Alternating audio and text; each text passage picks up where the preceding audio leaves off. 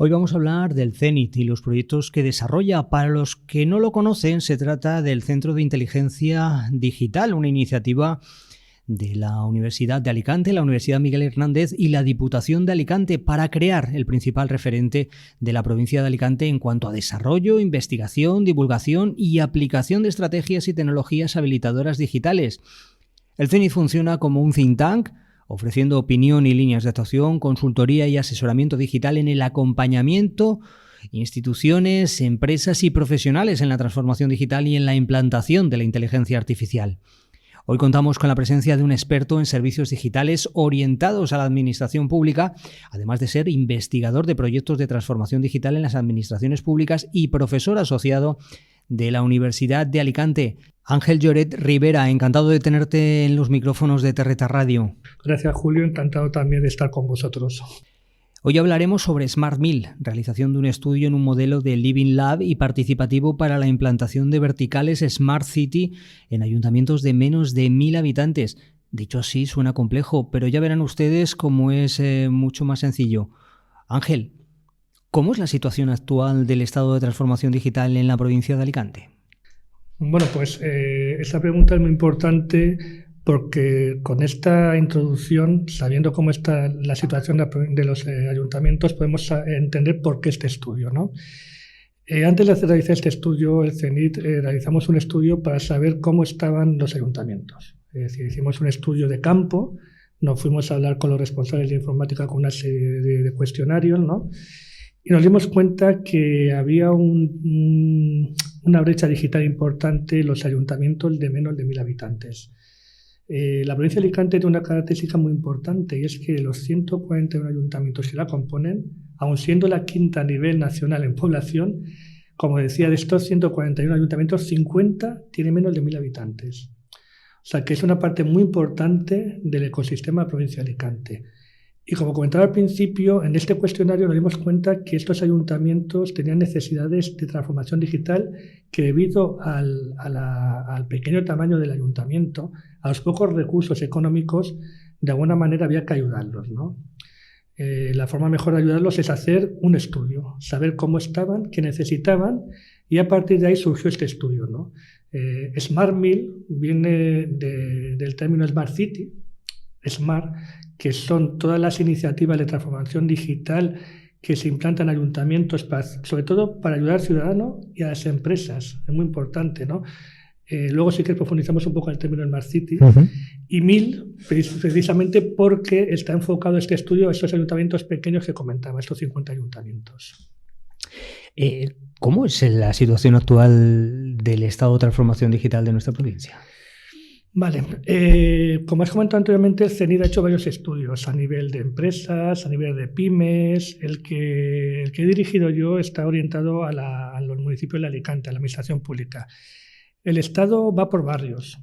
Lógicamente, como he comentado, en una provincia no hay ayuntamientos, todos son grandes, todos son pequeños, todos son medianos, sino que es un ecosistema que se mezcla en tamaños, ¿no? Los tamaños de los ayuntamientos van directamente relacionados con los recursos que puede tener para cualquier tipo de servicio que da el ayuntamiento, y entre esos servicios está el tema de transformación digital, está la informática, por decirlo de una manera muy sencilla, ¿no? Entonces, respecto a lo que es general, haciendo una media de todos los ayuntamientos, la provincia de Alicante está bien en cuanto a transformación digital, sobre todo en un campo concreto, lo que es la administración electrónica. Los ayuntamientos de Alicante tienen una carta de servicios digitales para el ciudadano y para las empresas muy importante, muy amplia, que consigue que muchos trámites que antes se hacía presencialmente, censo municipal, darte de alta, darte de baja en el censo, sacar un certificado, pagar impuestos, un vado, etcétera, se puede hacer por medios digitales, sin tener que desplazarte al ayuntamiento. Esto genera un ahorro de tiempos y un beneficio para la ciudadanía muy importante, ¿no? Luego ahí estamos muy bien. Estamos también bien en cuanto a infraestructuras de banda ancha, en cuanto a, digamos, lo que se conoce como Internet. Sabemos que Internet hay dos tipos: fijo, sobre todo es fibra óptica, la fibra óptica con la que vemos en casa Netflix, con la que vemos cualquier tipo de plataforma de contenidos, y creo la Internet, y luego está la móvil, la famosa 4 y 5G, ¿no? Entonces, respecto a fibra óptica, sí que quedan muchas zonas negras en la provincia, sobre todo en las zonas más difíciles de llegar, porque la fibra óptica requiere una inversión muy importante en infraestructura, ¿no? Que hay una fibra óptica y las operadoras están intentando suplirlas con 4 y 5G, ¿no? Ahí quizás hay que trabajar más profundamente para que esto vaya mejor, ¿no? Y luego el campo que nos ocupa, hay más campos, ¿no? Pero el campo que nos ocupa, que es la Smart City, pues es lo mismo. Tenemos unos municipios muy concienciados y que tienen recursos para establecer lo que se denomina servicios verticales en Smart City, y luego esos pequeños ayuntamientos, objeto de estudio, pues tienen más dificultades. Y es lo único hincapié. ¿Qué es el Living Lab? Bien, muy interesante la pregunta. Living Lab es un concepto que es muy interesante de aplicar, que consiste en: yo cojo un entorno de pruebas, como es los ayuntamientos pequeños de la provincia de Alicante, esos 50, y voy a ver una serie de servicios de Smart City que he estudiado que en otros sitios parecidos, entornos parecidos, pues en Alemania, en España, en Italia, han podido funcionar, y los voy a aplicar en estos ayuntamientos. Y voy a ponerlos a monitorizarlo, a ver cómo funcionan, ver si se usan, ver si se obtienen resultados, ver si es eficiente para el municipio y, sobre todo, repito, para el ciudadano. Esto es muy importante. Cualquier iniciativa del Smart City, cualquier iniciativa de ayuntamiento digital, en el centro tiene que estar el ciudadano. Tiene que ver que es una iniciativa que beneficia al ciudadano, no que beneficie al ayuntamiento o beneficie a un equipo de fútbol, sino al ciudadano. Si después de un año de visualización de estas verticales, estos servicios Smart City, vemos que se utilizan, que el ciudadano valora positivamente, que realmente es útil, pues nos sirve para replicar en otro sitio. Sin embargo, si vemos que una iniciativa no se utiliza, no sirve para nada, fuera. No se replica en ningún lado. Ese es un concepto de Living Lab, un laboratorio de ideal donde se valora y se está midiendo cómo funcionan las cosas. Se habla mucho del concepto de ciudades inteligentes. ¿Cómo son las ciudades inteligentes? ¿Qué elementos tiene que tener una ciudad para considerarla inteligente? ¿O qué es exactamente lo que define una ciudad inteligente? Hay un tema muy importante, que es difícil estandarizar una ciudad inteligente. Por ejemplo, sabemos que un coche es bueno cuando es seguro, cuando va a una velocidad determinada y cuando es confortable para el conductor y para los pasajeros. Una ciudad inteligente se acopla mucho a cómo es esa ciudad. No es lo mismo el concepto de ciudad inteligente, una ciudad co-venidor, donde el turismo es la principal economía y es la principal riqueza de esa ciudad, que una ciudad como Alicante, donde el principal servicio económico o la principal economía son los servicios. Los servicios, la universidad, tiene muchos habitantes, necesita darse servicio al habitante. Entonces, una ciudad inteligente se adapta primero a las circunstancias de la ciudad. Para ello, siempre una ciudad inteligente tiene que hacer lo que se llama un plan director. Estudiar qué tipo de ciudad es y qué tipo de servicios digitales son necesarios para que esa ciudad dé un mejor servicio al ciudadano. Entonces, la ciudad inteligente es aquella que ha hecho un plan director, que ha estudiado qué tipo de ciudad es y dice: para que mis ciudadanos estén bien, confortables y tengan servicios digitales, necesitan esto, esto y esto. Por eso cada ciudad inteligente es distinta. Es distinta en función de cómo es cada ciudad y cada ciudadano. ¿Qué las diferencia del modelo clásico de ciudad? Principalmente que la ciudad inteligente ha dado ese famoso salto que todo el mundo ha oído en la radio, en tu radio, en la tele, la transformación digital. Está utilizando esos habilitadores que nos da la transformación digital, como puede ser la inteligencia artificial, como puede ser la red de comunicaciones de alta velocidad, el Big Data, el uso de los datos digitales para tomar decisiones, etc.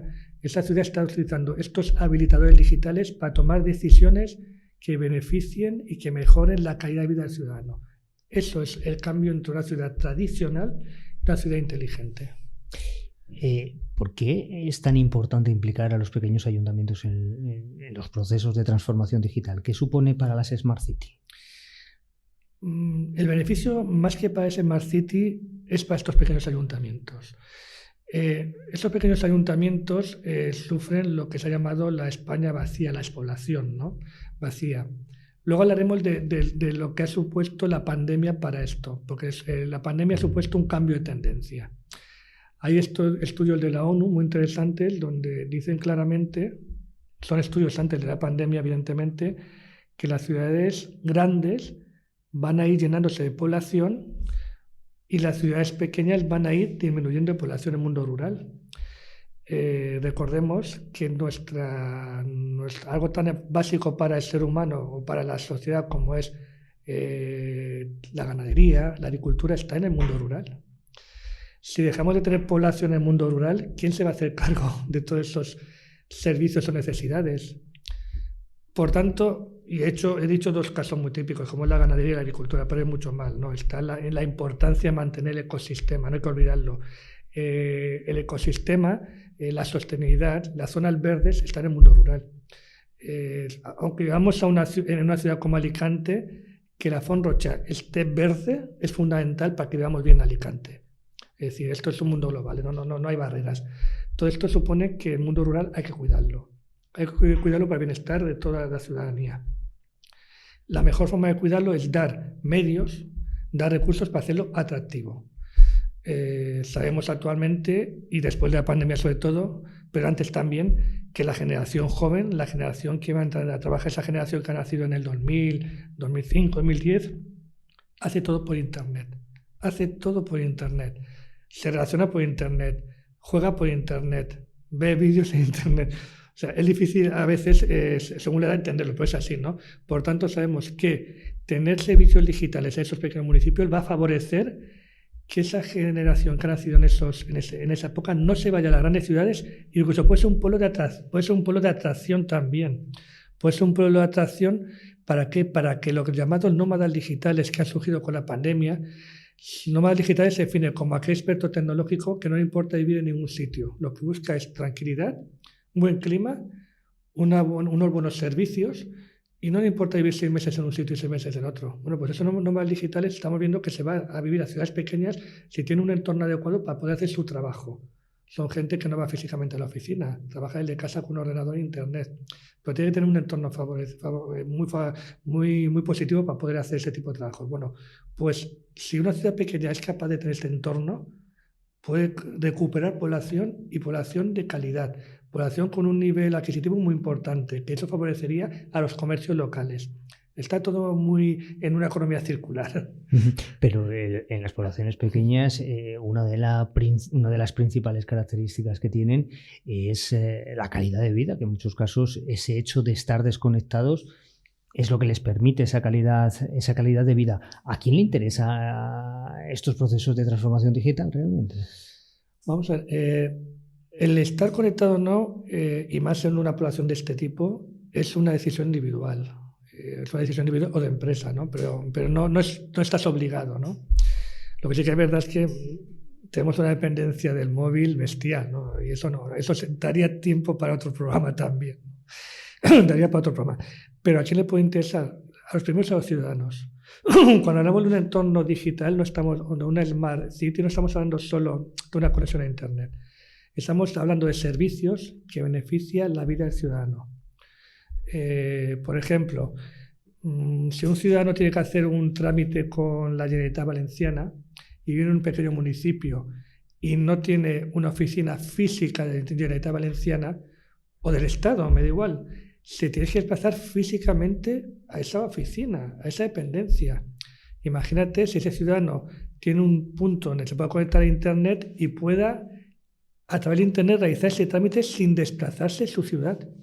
Estamos hablando de ahorrarte un desplazamiento de todo un día, una mañana, que puede ser más productivo quedarte en tu casa o trabajando, o en tu negocio trabajando o estudiando. Entonces, eso es un ejemplo muy básico, ¿no? Pero veamos otro ejemplo. La recogida de basuras, que hemos comentado anteriormente. La recogida de basuras. En un principio, la recogida de basuras es algo mecánico. Hay un recorrido que plantea la empresa concesionaria de basuras. Primero voy a un contenedor, luego voy a otro, independientemente del estado de llenado que tiene ese contenedor. Si un determinado motivo, un contenedor está vacío, pero otro se ha llenado, sobrepasa la capacidad máxima y las bolsas están en el suelo, da igual, hago el mismo recorrido. Sin embargo, si estoy capaz de monitorizar cómo está ese contenedor, lo que hace es en los recursos disponibles, al contenedor vacío no va, aunque toque el recorrido, y va al que está llenado a tope 2 veces al día. Es un ejemplo, ¿no? Entonces, eso, todo lo que sean las iniciativas de transformación digital, centra el bienestar del ciudadano. Y son ejemplos básicos los que te he puesto en múltiples. Este tipo de proyectos, entiendo que la finalidad que tienen es evitar esa despoblación de las áreas rurales. Sí, tiene la finalidad de evitar la despoblación, pero aún hay más. Hay otra finalidad como sería el ayudar al comercio local a que crezca, a que haya más gente que consuma y por tanto ese comercio local, esa panadería, ese comercio que da un servicio que necesita día a día pueda crecer. Disculpa, incluso captar empresas nuevas que quieran un entorno agradable para sus trabajadores, que no necesiten más que una serie de servicios mínimos que le supongan más económico irse a ese municipio que alquilar una nave en otro municipio más grande, ¿no? También los captan, también sirve para revitalizar la economía global, ¿no? No olvidemos que también sirve para todo lo que es la sostenibilidad medioambiental. El ejemplo que he puesto antes, el del contenedor de basuras, es obvio que facilita la sostenibilidad, pero también, por ejemplo, los transportes sostenibles, como es el uso de bicicletas eléctricas, el coche eléctrico, todo esto va relacionado con una ciudad mucho más sostenible, ¿no? Y con Smart City. Disculpa. Y también un tema muy importante, que no hay que olvidar, la alfabetización digital. Es decir, para que una ciudad sea digital, es necesario que los ciudadanos sepan qué servicios digitales tienen, para qué sirven y cómo se utilizan. Y para eso es muy importante que haya unas campañas, unas iniciativas de alfabetización digital dirigida al ciudadano. Luego, tiene mucha más componente la Smart City que simplemente una ciudad inteligente. Como decía al principio, es una economía circular. Por eso es tan importante que, además de evitar la despoblación, hay muchos más factores que favorecen el que tengas una ciudad que haya dado un paso a convertirse en una Smart City. En el estudio se habla de la implantación de verticales. ¿Eso qué es? Las verticales son esos servicios de Smart City que se puede aplicar a un municipio y que de alguna manera se ha dado nombre vertical para diferenciarla, ¿no? Porque realmente tiene que ver con áreas temáticas. Por ejemplo, una área temática una vertical sería medio ambiente. Todas las iniciativas en Smart City que se apliquen a medio ambiente sería una vertical. Otra vertical sería la movilidad urbana, la movilidad sostenible. Todas las iniciativas en ese ámbito sería otra vertical.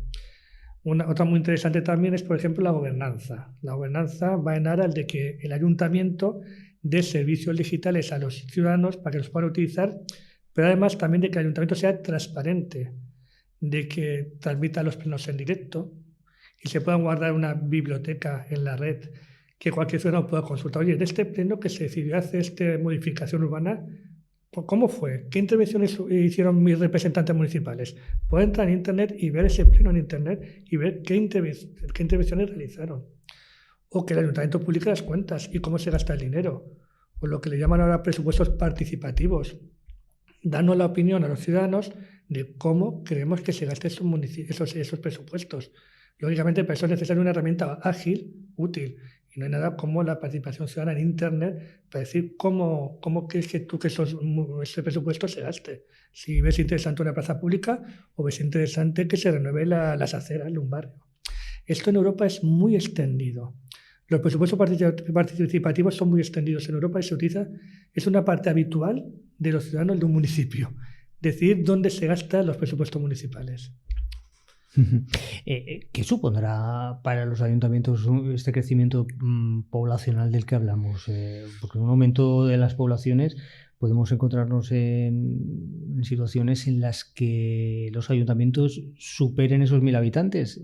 Cuando superen esos 1.000 habitantes, ¿quedan fuera de los programas o ese es el objetivo final, superar los 1.000 habitantes? No, yo creo que el objetivo final, ojalá. Lo mejor que puede tener un ayuntamiento es que supere los 1.000 habitantes. Recordemos que un ayuntamiento recauda en función de los habitantes que tiene. Los impuestos municipales es la principal fuente de financiación de un ayuntamiento, aparte de las transferencias que haga la Generalitat o el Tesoro del Estado, ¿no? Pero realmente los presupuestos fundamentales, los ingresos fundamentales de un ayuntamiento son los impuestos locales. Cuanto más habitantes tenga un ayuntamiento, más impuestos locales y más iniciativas puede hacer para dar servicios a los ciudadanos. Con lo cual, el objetivo sería, ojalá pudiéramos superar esos 1.000 habitantes para tener más recursos para el municipio, ¿no? Pues lo importante es que, y es lo que intento indicar en mi informe Smart 1000, es que independientemente de los habitantes, todos los municipios pueden tener una iniciativa Smart City, una vertical, que se debe adecuar a las circunstancias de cada ayuntamiento. Y sobre todo que puede ser interesante aplicarla para beneficiar a ese ciudadano. Eso es lo que intento, ¿no?, explicar. ¿Cuál es el principal problema que existe en todo este proceso? Porque básicamente nos encontramos con una alfabetización digital que los ciudadanos no tienen, que muchas veces el principal problema ya no es que las entidades públicas no tengan los medios, no pongan los medios para que el ciudadano pueda acceder a esa sociedad digital, sino más bien que el ciudadano desconoce cómo hacerse valer, porque me voy a casos simples, hay ayuntamientos ya no solo de poblaciones de 1.000 habitantes, sino de poblaciones como Alicante, que es casi toda una odisea hacer un trámite con firma digital. Has dado la clave.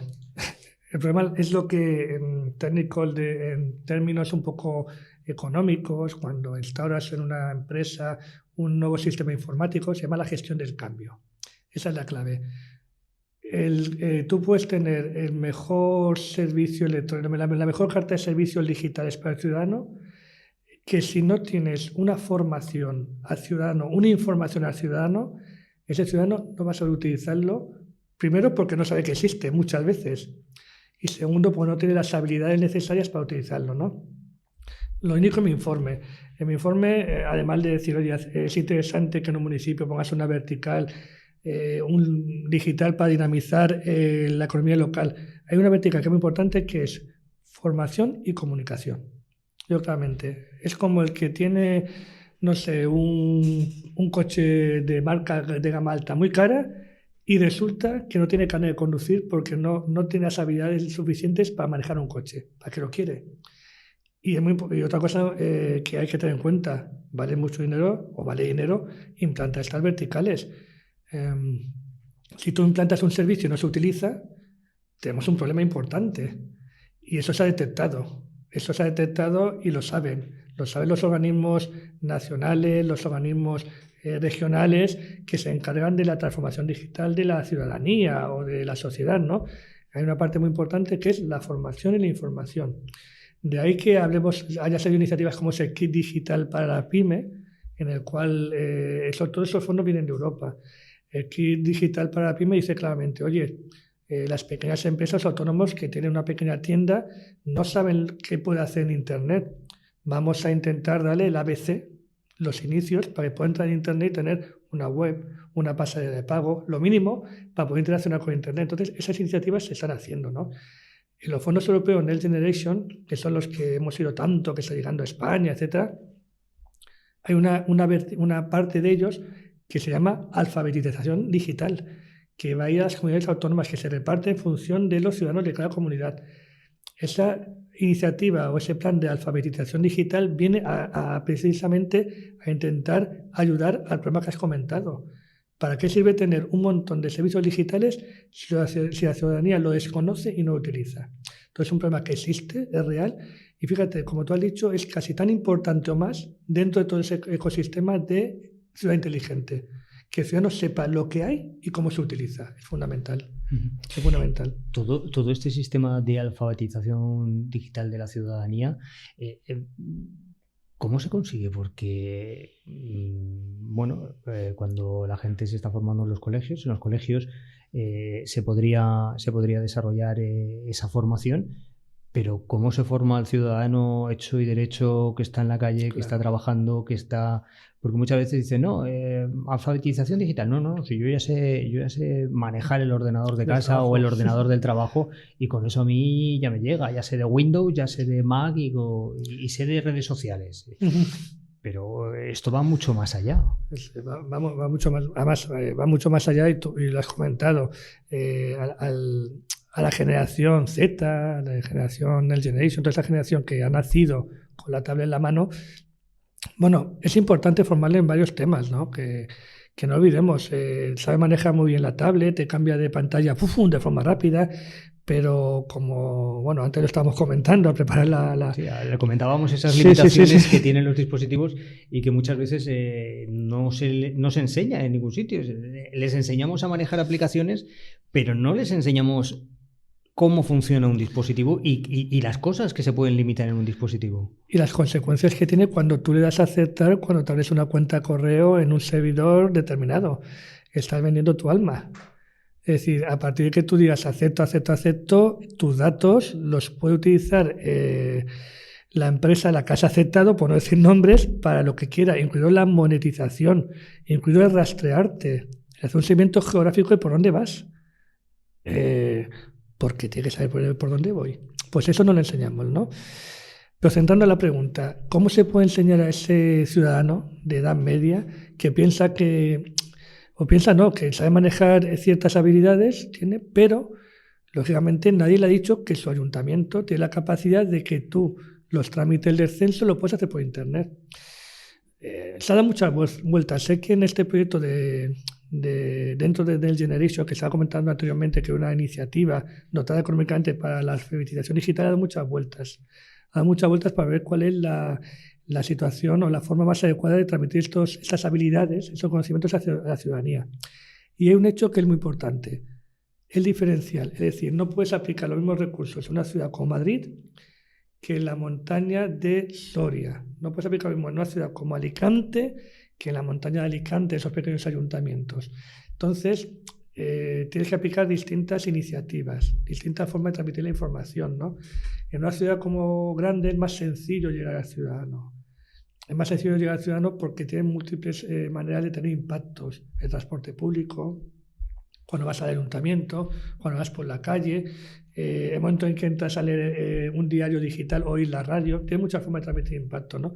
Sin embargo, en los pequeños municipios hay que personalizarlo. Muchas veces lo que comentan es que en estos pequeños municipios donde realmente existe la brecha digital, donde realmente el ciudadano le falta habilidades, la forma más adecuada es la presencial. Entonces se están hablando de iniciativas, por ejemplo, de autobuses que vayan a los municipios y que den una serie de pequeñas charlas al ciudadano con los conocimientos básicos para poder hacer esas mínimas transacciones o conocer lo que es una ciudad inteligente, ¿no? Entonces, la iniciativa que más se está extendiendo parece que está desde el autobús digital que vaya a los municipios a enseñar por método tradicional, pero es que no va reñido lo digital con lo tradicional, es complementario. Si estamos hablando de alfabetizar una zona donde no hay recursos digitales, ¿cómo se hacerlo con recursos digitales?